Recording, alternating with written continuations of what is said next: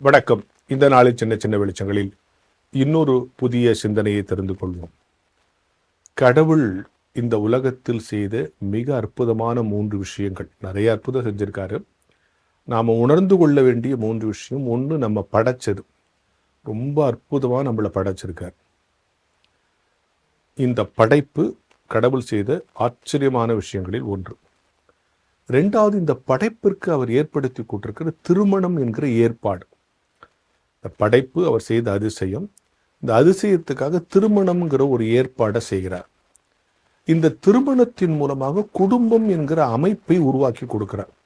அதான் சொல்லுவாங்க, family is the beautiful design by God. ரொம்ப அழகான ஒரு வடிவமைப்பு கடவுளால் ஒருமைக்கப்பட்டது. அப்போ என்னை படைத்தவர் அவர் என்பதையும், எனக்கென்று அழகான திருமணம் என்கிற ஒரு ஏற்பாட்டை ஏற்படுத்தி கொடுத்து, அதன் மூலம் குடும்பம் என்கிற அற்புதமான ஒரு வடிவமைப்பை, the beautiful design by God, family is a beautiful design by God அப்படின்னு சொல்லுவாங்க. ஒரு அழகான குடும்பம் என்கிற வடிவமைப்பை நம்ம கொடுத்துருக்காரு. இந்த 3ஐ குறித்த ஒரு அழகான தெளிவு நமக்கு இருக்க வேண்டும். என்ன அவர் படைச்சிருக்கார்? நான் ஒரு ஆச்சரியமான படைப்பு, என்னால் இந்த உலகத்தில் இயங்க முடியுது. தனித்து நான் இயங்கக்கூடாது என்பதற்காக திருமணம் என்கிற ஏற்பாடை செய்கிறார். ஏன் தனித்து இயங்கக்கூடாது? இப்போ எல்லா உயிர்களையும் படைச்சு கடைசியா மனுஷனை படைக்கிறார் இல்லையா? இந்த மனிதனை எப்படி படைக்கிறார்? 6வது அறிவோட படைக்கிறார். அவனுக்கு பகுத்தறிகிற அறிவோடு படைக்கிறார். படைச்சு அவனோட பேசுறார் இல்லையா? அப்போ அப்படியே அவனை விட்டுட்டா அவன் என்ன நினைப்பான்? என்னடா நமக்கு ஒரு பேச்சு தரும், எல்லாம் இந்த மிருகங்கிட்ட போய் நாய், பூனை, சிங்கம், புலிகிட்ட பேச முடியுமா? தனியா இருப்பான். அப்போ அவனுடைய லோன்லினஸ், அவன் தனிமையை உணரக்கூடாது, உணர்ந்து வருத்தப்படக்கூடாதுங்கிறதுக்காக அவனுக்கு ஒரு பெண்ணை படைத்து கொடுக்கிறார். அதான் கடவுள் மனிதன் தனியா இருப்பது நல்லதல்ல, தனிமையா இருப்பது நல்லதல்ல, யாருக்குமே நல்லதில்ல. இப்போ தனிமையா இருக்கிறது ரொம்ப போர் அடிக்கும்ல. ஒரு ஷேரிங், ஒரு கம்பெனி வேணும் நமக்கு. அதனால ஒரு பெண்ணை படைத்து கொடுக்கிறார். அந்த பெண்ணை எப்படி படைக்கிறார்? ஆதாம்கிட்ட ஒரு எலும்பு எடுத்து ஏவாளை படைக்கிறார். இப்படிதான் பரிசுத்த வேதாகம் நமக்கு சொல்லுது. அப்போ இந்த முழு மனிதன்கிட்ட ஒரு எலும்பு எடுத்தாச்சு, குறைவாயிருச்சு இல்லையா? ஒரு பார்ட் போயிடுச்சு, இல்லை ஒரு சின்ன உறுப்பு போயிடுச்சு. அதை வச்சு ஒரு பெண்ணை படைக்கிறார். இந்த மனுஷன் நிறைவடையணும்னா திருப்பி அந்த உறுப்பு இங்கே சேரணும். அதனால பெண்ணை கல்யாணம் பண்ணுறான். அதை அப்போ கல்யாணம் பண்ணும்போது அவன் நிறைவடைகிறான். எந்த குறைவு இருந்துச்சோ அந்த எலும்புலால் செஞ்ச பொண்ணோடு அவன் சேர்ந்துற போது அதான் திருமணம் என்கிற ஏற்பாடு. அவங்ககிட்ட இருந்து ஒரு எலும்பை எடுத்த அந்த எலும்பை அப்படியே அவனுக்கு கொடுக்காம ஒரு அழகான பெண்ணாக்கி திருமணம் என்கிற ஏற்பாட்டின் மூலமாக அந்த குறைவை நிறைவு செய்து விடுகிறார். ஆச்சா, இதான் திருமணம் என்கிற ஏற்பாடு. 3வது, குடும்பம் என்கிற ஒரு அருமையான ஒரு அமைப்பு. இந்த குடும்பம் என்கிற அமைப்பில் நம்ம கடவுள் நம்மளை அற்புதமாக படைச்சிருக்கிறதையும், அழகான ஒரு ஏற்பாட்டின் மூலம் ஒரு குடும்பம் கொடுத்துருக்கிறதையும் நாம் உணர்றோம். இப்போ குடும்ப தலைவன் யார் அப்படின்லாம் ரேஷன் கார்டில் கேட்பாங்க. அப்போ நம்ம யார் சொன்னால், வீட்டில் இருக்கிற ஆண் மகன், இவர் தான் எங்கள் குடும்ப தலைவன் சொல்லுவாங்க. யார் அந்த வீட்டுக்காக அதிகமாக உழைக்கிறாங்களோ, யார் அந்த குடும்பத்தை லீட் பண்ணுறாங்களோ அவங்க தான் குடும்ப தலைவன். ஆங்கிலத்தில் who is your breadwinner of your ஃபேமிலின்னு கேட்பாங்க. அதாவது யார் இந்த வீட்டு சாப்பாட்டுக்காக போய் உழைக்கிறதுன்னு அர்த்தம். பிரெட் வின்னர்னு பேர். நம்ம குடும்ப தலைவன் சொல்கிறோம். அந்த குடும்ப தலைவனுக்கு என்ன வேலைன்னா, நாம் அற்புதமாக படைக்கப்பட்டிருக்கிறோம், அழகாக ஒரு திருமண ஏற்பாட்டுக்குள்ளா இந்த குடும்பம் அடைந்திருக்கிறது என்பதை உணர்ந்து செயல்படுகிறவன் தான் குடும்ப தலைவன். டெய்லி சம்பாரிச்சு கொடுக்குறவன் இல்லை. அப்பா, ஒரு அற்புதமாக கடவுளை என்னை படைச்சிருக்காரு, என்னை படைச்சு நான் தனியாக இருக்கக்கூடாதுங்கிறது, என் குறைவையெல்லாம் நிறைவாக்குற மாதிரி ஒரு அருமையான திருமண ஏற்பாடை செஞ்சு கொடுத்துருக்காரு. இந்த திருமண ஏற்பாட்டின் மூலம் ஒரு அழகான குடும்பத்தை எனக்கு வடிவமைச்சு கொடுத்துருக்காரு என்பதை அந்த குடும்பத்தில் இருக்க எல்லாருக்கும் உணர்த்துகிற வகையிலே அந்த குடும்பத்தை வழிநடத்தி போகிறவன் தான் குடும்ப தலைவன். அப்போ தமிழில் என்ன சொல்கிறாங்க? குடும்பம் ஒரு கோவில்னு சொல்கிறாங்க. கோவில்னா என்ன? முதல்ல கோவிலுக்கு வரவங்க எல்லாருக்கும் ஒரே நோக்கம் தான். என்ன நோக்கம்? கடவுளை கும்பிடணும். அப்போ குடும்பத்தில் ஒரே நோக்கம் இருக்கணும். அப்புறம் அந்த ஒரே நோக்கத்தை எப்படி செயல்படுத்துறாங்க? கோயிலில் ஐக்கியமாக உட்காந்து செயல்படுத்துறாங்க. குடும்பத்தில் ஐக்கியம் இருக்கும். அப்போ ஒரே நோக்கமும் ஒரே ஐக்கியமும் அன்பும் எல்லா விதமான கடவுள் சார்ந்த விஷயங்கள் ஒரு குடும்பத்தில் இருந்தால் அது குடும்பம் கோயிலாக இருக்கும். அப்போ அந்த குடும்பம் கோயிலாக்குவதற்கான முதல் காரணியாக குடும்ப தலைவன் இருக்கிறான். அந்த குடும்ப தலைவன் தன் குடும்பத்தை கோயிலாக நினைக்கணும்னா இந்த 3 ரியலைஸ் பண்ணணும். நான் அற்புத படைப்பு, கடவுள் எனக்கு செய்து கொடுத்த அழகான ஏற்பாடு திருமணம், அவர் எனக்கு வடிவமைத்து கொடுத்த பியூட்டிஃபுல் டிசைன் குடும்பம்னு நினைக்கிற குடும்ப தலைவனால தான் தன் குடும்பத்தை கோயிலாக்க முடியும் என்கிற ஞான வெளிச்சத்தோடு இந்த நாளை தொடங்குவோம். நான் பாவி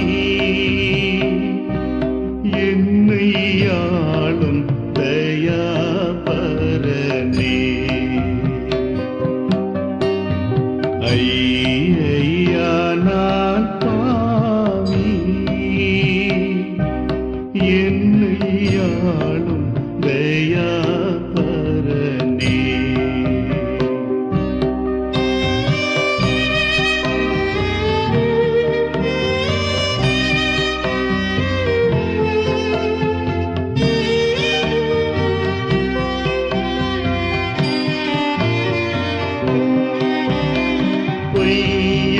பொய்யாமுலக உல்லாசத்தினால் மனம் போன வழி நடந்தேன். ஏசையா அபயம் அபயம் இரண்டும் ஏசையா என் தாதாவே. ஐயா நான் பாவி, என்னை ஆளும் தயாபரனே.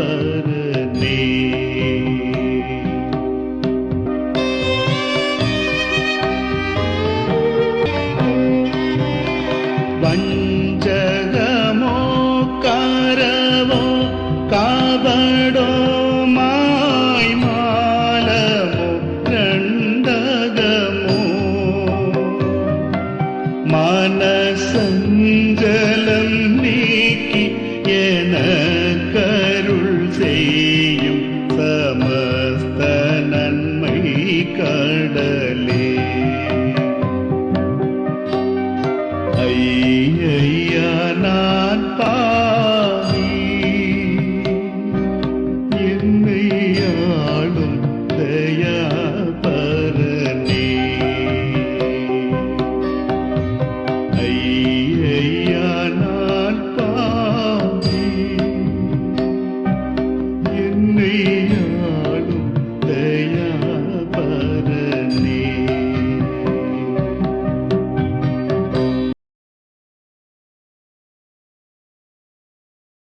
கிறிஸ்துவுக்குள் பிரியமான அன்பு சகோதர சகோதரிகளே, பெரியவர்களே, வாலிபர்களே, சிறு பிள்ளைகளே, உங்கள் அனைவருக்கும் உயிர்த்தெழுந்த ஆண்டவராக இயேசு கிறிஸ்துவின் பரிசுத்தமான திருநாமத்தினால் அன்பின் நல்வாழ்த்துக்களையும் ஸ்தோத்திரங்களையும் தெரிவிப்பதிலே நான் பெரும் மகிழ்ச்சி அடைகிறேன். அன்புக்குரியவர்களே, இந்த ஒரு ஆசீர்வாதமான கிறிஸ்டியன் மீடியா நிகழ்ச்சிக்காக கடவுளுக்கு முழு இருதயத்தோடும் நன்றி படைக்கின்றேன், துதிகன மகிமையை செலுத்துகின்றேன். அன்புக்குரியவர்களே, நல்தியானம் செய்யும்படியாக கொடுக்கப்பட்டிருக்கின்ற திருமறை பகுதி பரிசுத்த லூக்கா எழுதின நற்செய்தி நூல் 8ஆம் அதிகாரம் திருவசனங்கள் 1 முதல் 3 வரை ஆகும். இந்த திருமறை பகுதியினுடைய இரத்தின சுருக்கமான நற்செய்தி, கடவுள் அனைவருக்கும் சுகவாழ்வும் நலவாழ்வும் தருகின்றார் என்ற நற்செய்தியை சொல்லும் வேத வசன பகுதியாகும். ஆம், கிறிஸ்துவுக்குள் பிரியமானவர்களே, ஆண்டவராக இயேசு கிறிஸ்து இந்த உலகத்திலே வாழ்ந்த அவருடைய நாட்களிலே, குறிப்பாக அவருடைய அருட்பணியினுடைய காலங்களிலே 3½ ஆண்டு காலம் அவர் பட்டணங்கள் தோறும் கிராமங்கள் தோறும் பரலோக ராஜ்யத்தை பற்றிய போதனையை போதித்து வந்தார். அதோடு குறிப்பாக பரலோக ராஜ்யத்தினுடைய ஆசீர்வாதங்களை பற்றி அதனுடைய நல் அடையாளமாக மக்களுக்கு சுகவாழ்வும் நலவாழ்வும் தந்து நன்மை செய்கின்றவராக அவர் சுற்றி திரிந்து வந்தார்.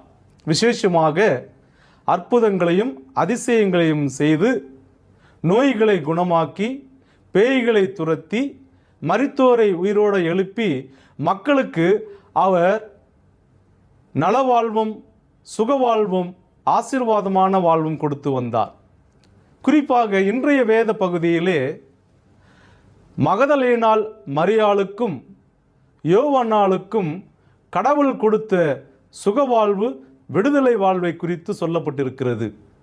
கடவுளிடத்திலே சுகவாழ்வு நலவாழ்வு பெற்ற அந்த ஸ்திரீகளும் அவர்களோடு அநேக ஸ்திரீகளும் கடவுளுக்கு நன்றி உணர்வோடு பணிவிடை செய்து கடவுளுக்கு நற்சாட்சி பகர்ந்து கடவுளுடைய ஊழியத்தை செய்தார்கள்.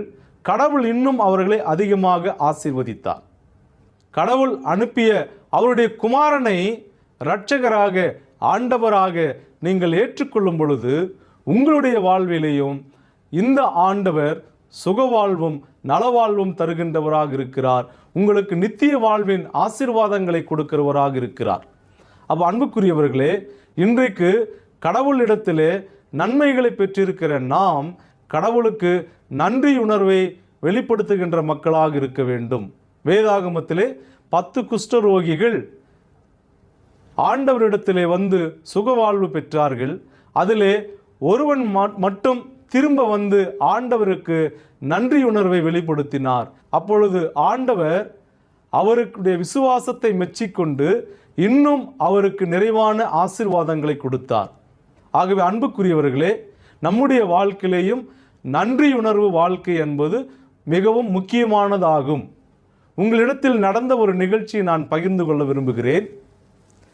80 வயது நிறைந்த ஒரு பெரியவர் திடீரென்று உடல் நலம் குறைவினால் மருத்துவமனையிலே அனுமதிக்கப்பட்டார். அவசர சிகிச்சையிலே அவருக்கு சிகிச்சை கொடுத்த பொழுது மருத்துவர் சொன்னார், உடனே இவருக்கு அறுவை சிகிச்சை செய்ய வேண்டும், இல்லை என்று சொன்னால் இவர் மரித்து விடுவார் என்று சொல்லி உடனே அவருக்கு அறுவை சிகிச்சைக்கான அனைத்து ஆயத்தங்களும் மருத்துவமனையிலே செய்யப்பட்டு அறுவை சிகிச்சையும் மிகவும் சிறப்பான முறையிலே செய்யப்பட்டது. அவர் உயிர் பிழைத்தார். சிகிச்சைக்கு பிறகு அவர் வீடு திரும்பும் பொழுது அவரிடத்திலே பில் கொடுக்கப்பட்டது. உங்களுடைய சிகிச்சைக்காக மொத்தம் 8 லட்சம் ரூபாய் கட்டப்பட வேண்டும் என்று சொல்லி. அப்பொழுது அந்த பில்லை பார்த்த அந்த பெரியவர் கண்களிலே தண்ணீர் வடிந்தது. அவர் மிகவும் வருத்தத்தோடு அழ ஆரம்பித்தார். அப்பொழுது மருத்துவர் அவரிடத்தில் வந்து பெரியவரால் பில் கட்ட முடியாமல் அவர் கவலை கொள்ளுகிறார் என்று நினைத்து அவருக்கு 1 லட்சம் ரூபாய் அவருக்கு குறைத்து 7 லட்சம் ரூபாய் கட்டினால் போதும் என்று அங்கே மறுபரிசீலனை செய்யப்பட்டது.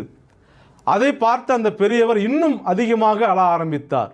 அப்பொழுது மருத்துவர் அவரிடத்தில் கேட்டது, ஏன் உங்களுக்கு இவ்வளவு சலுகை கொடுத்தும் அழுகிறீர்கள் என்று. அப்பொழுது அந்த பெரியவர் சொன்ன ஒரு வினோதமான ஒரு விடை என்ன என்று சொன்னால், என்னுடைய இருதயம் அறுவை சிகிச்சை செய்யும் பொழுது 4 மணி நேரம் அதை நிறுத்தி மறுபடியும் ஓட விட்டதற்கு மருத்துவரே நீங்கள் 8 லட்சம் ரூபாய் பில் கட்டும்படியாக சொல்லியிருக்கிறீர்கள். ஆனால் எனக்கு வயது 80 ஆகிறது. என் தாயில் கருவில் உருவாகும் பொழுது இருந்தே கடவுள் என்னுடைய இருதயத்தினுடைய துடிப்பை ஓட அவர் அனுமதித்தார். இன்றைக்கு 80 வயது ஆகிறது. இதுவரைக்கும் கடவுள் எனக்கு ஒரு பில்லும் போடவில்லை. அப்போ கடவுள் எவ்வளவு நல்லவராக இருக்கிறார் என்பதை இன்று நான் உணர்ந்து கடவுளுக்கு நான் நன்றி சொல்லும்படியாக என்னுடைய கண்களிலே ஆனந்த கண்ணீர் வருகிறது என்று சொல்லி இப்படியாக அவர் சொன்னார். அப்போ அன்புக்குரியவர்களே, நன்றி உணர்வு உள்ள ஒரு வாழ்க்கை எவ்வளவு நல்லது என்பதை நாம் இங்கே பார்க்க வேண்டும். ஆகையினால்தான் நன்றியை மறப்பது நன்றன்று என்று சொல்லி வள்ளுவ பெருமானும் சொல்லியிருக்கிறார்.